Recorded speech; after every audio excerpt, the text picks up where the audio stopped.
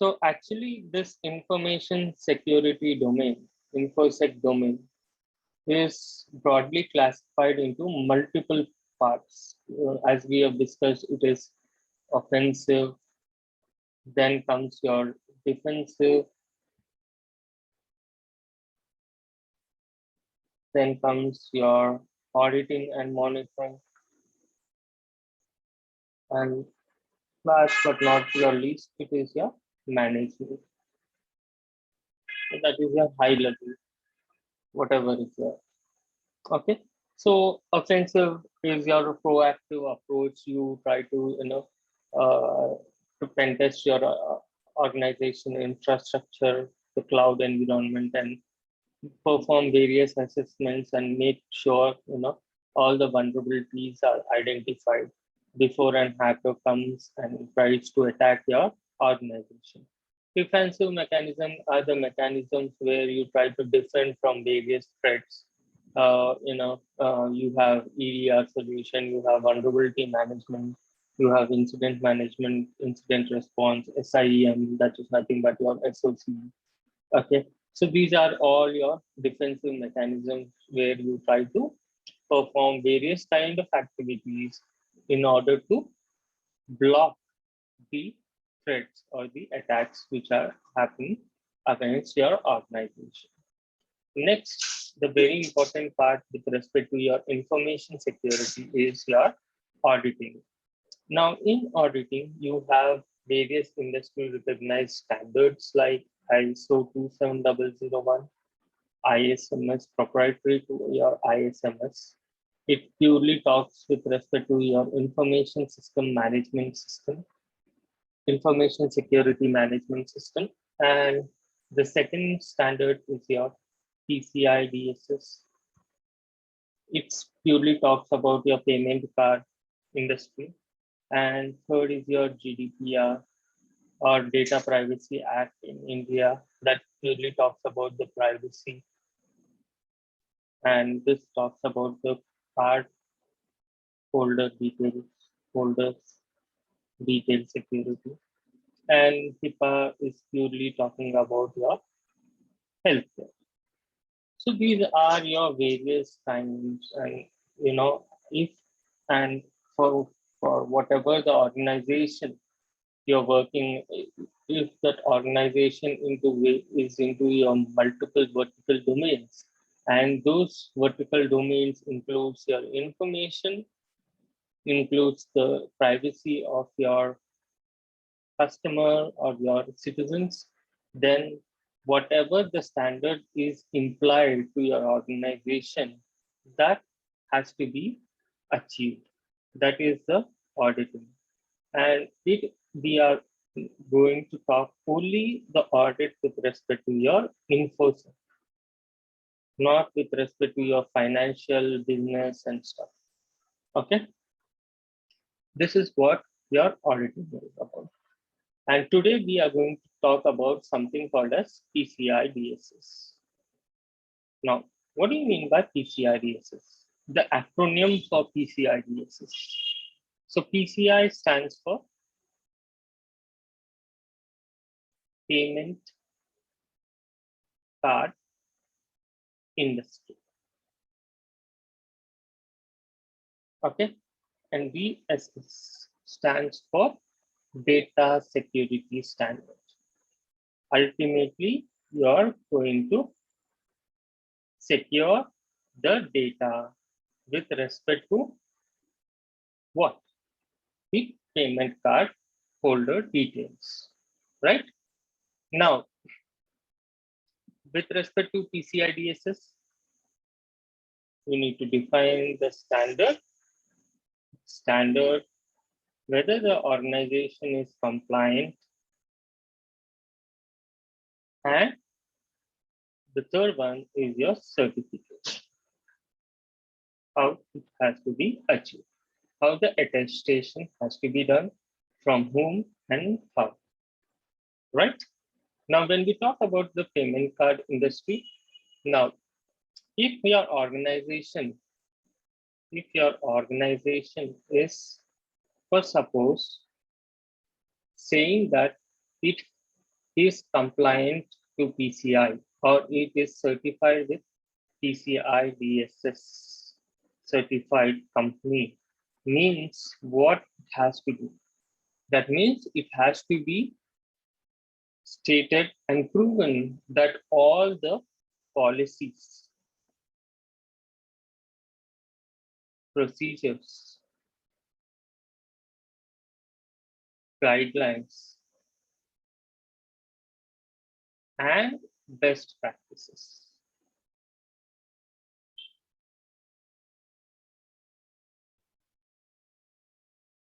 are being achieved. Whatever has been laid out by your PCI-DSS version 3.2.1. This is your latest version, by the way. And whatever is being laid out in this particular version of PCI-DSS, all has to be met.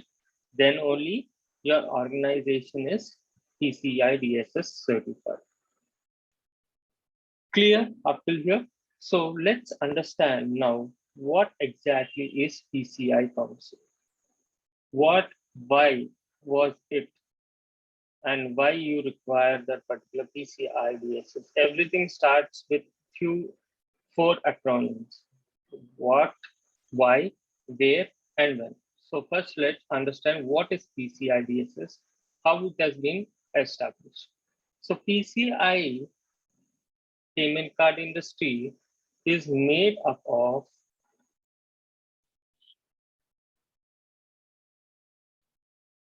payment industry leadership. So there are various leaders in your payment card industries, right? So all of them has come up together and developed a combined strategy, combined policy, that is your PCI basis. Now, who are those leaders in which this particular PCI has been developed? Is nothing but your card brands. Now, can you tell me what are the card brands talked about? It might be your credit card, debit card, any card. What are your card brands? Visa, Master. Yeah, your Visa, your MasterCard, your PayPal, American Express, etc., etc. Okay, these are your card brands, right? So these guys are one, and the other one is card issuer. Who are the card issuers? Banks, Yeah. So your HSBC, HDFC City, CITI, Citibank, Wells Fargo, American Express, your Barclays, and you have n number of guys who will be lending the cards. Next, your payment processor. What do you mean by a payment processor?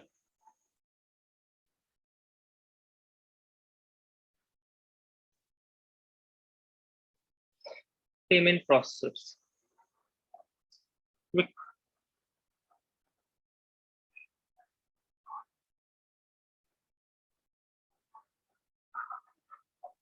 PhonePe.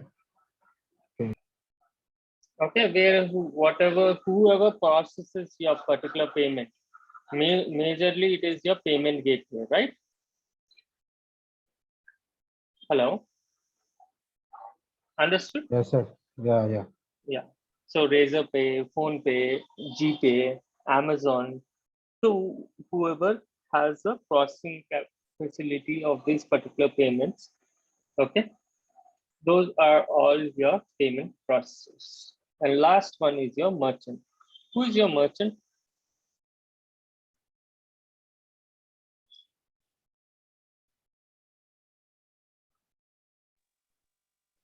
Who is your merchants? If for suppose Apple is an e-commerce website, now Apple has to accept the payments for their products, right? So Apple will become their merchant, will say it's a merchant. Amazon is a merchant. right? Got it? Zara is a merchant. Whoever is using these particular payment gateways, payment processing, so to make sure that the payments are done properly and the products have been sold. So those are all your particular merchants. It's nothing but your clients. Understood? Clear? Understood the background of PCI-DSS? So next, let's understand what exactly is PCI-DSS talking about. Now, PCI-DSS version 3.2.1 is having a proper documentation which is available, and this documentation talks about is containing somewhere around 600 pages, and this 600 pages talks about the best practices you need to follow for what? One is your data storage, how you store the data. Okay. Second is how the data has been transmitted. That was data transmission, right? Next comes your server maintenance, how the servers or how the various network devices are to be maintained. Next comes your security, how your firewall has to be configured, how the internal LAN has to be there and all. Last but not the least, software development. And last but not the least, organization policies. Organization policies and processes. Okay, so this entire 600-page document talks about this particular stuff. So why we require to make sure all the payment data is secure as per as the industry recommended. Now, tell me where. Now we have covered what and when, and now we will go ahead with where. Where is PCI applicable?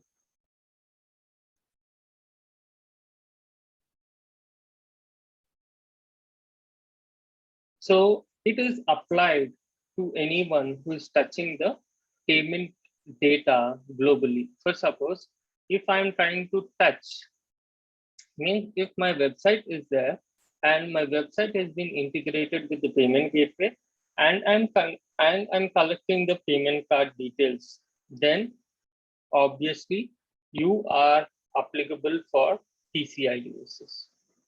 Okay. So anybody who is touching the payment card data globally is applicable for this particular PCI-DSS, right? And why we need this particular, and last but not the least, why we need this particular PCI-DSS? So can you tell me why do we require this particular PCI-DSS standard?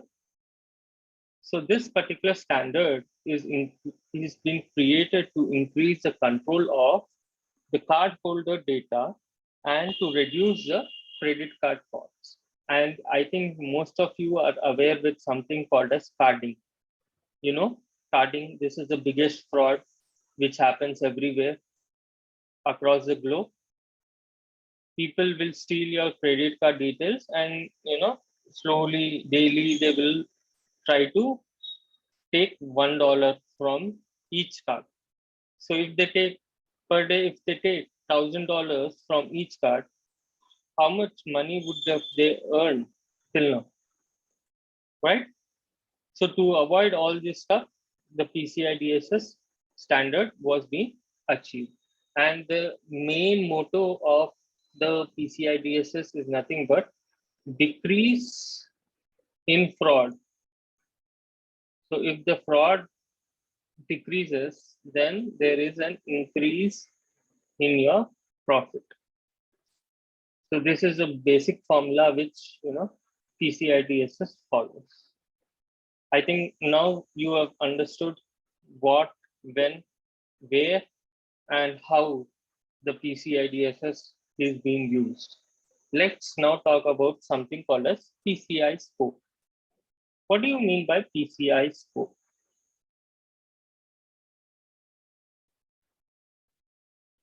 So, what do you mean by the word scope?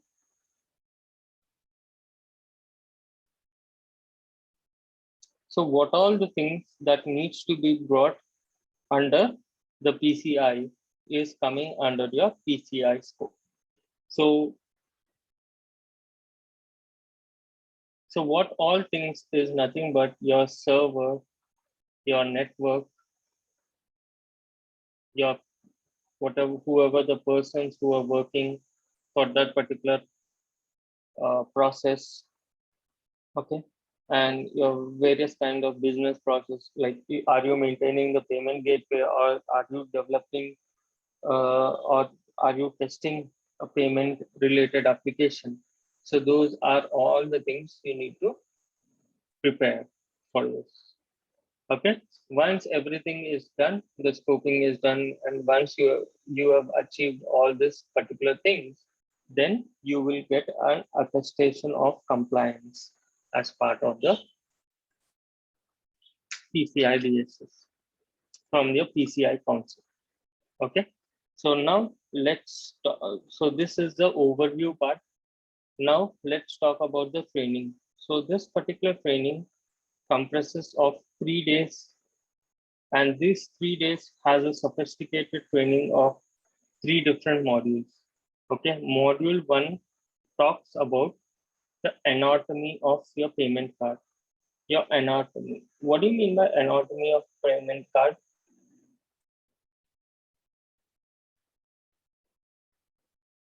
Your anatomy of payment card is nothing but we will be talking about the various terminologies which has been used in this particular standard. Okay, and there is something called as module 2 that talks about your requirements. So as you know, every standard will have requirements. For suppose ISO 27001. ISO 27001 has how many requirements? Generally 1 to 10 requirements. But if you want to conform with this particular ISO 27001, then clause number 4 to clause number 10 is mandatory, right? Yes. So in similar way, here we have 12 requirements. Okay, this 12 requirements has to be fulfilled in order to get your organization get certified with PCI DSS. What are the requirements? How you going to implement that particular requirements? We will be taking care in the module 2. Last but not the least, there is nothing but your module 3. Okay, in this particular module 3, we will try to understand the payment ecosystem. Okay, how the payments, how do we get the certification part? How do we maintain the compliance? How the payment card payments happen? What is the settlement? What are the merchants? Okay, what is the concept of tokenization? Okay, where we use the tokenization, cross-border payments. How do you need to handle the cross-border payments? All the stuff will be taken care in your module 3. Okay, so this particular course is talking about these 3 modules, and the first module covers your anatomy of the payment card. Whatever the terminologies which are used in this particular standard will be explained for you in depth. Okay, then comes your 12 requirements, and mostly all these requirements will be based out of your networking volume. Okay, then you need to understand the payment ecosystem like PC, what including PCI DSS, there is something called as PCI-DSS, how the payment card applications has to be done. So for suppose, let's take SBI Online. So that SBI Online application, how it has to be done, how the application has to be tested, how the security has to be maintained for that particular one, how the secure code reviews has to be done. All this done, all of these will be listed out in that particular standard. Okay, so this is a brief overview about PCI-DSS standard with version 3.2.1. Now, anybody is having any doubts, you can shoot your question.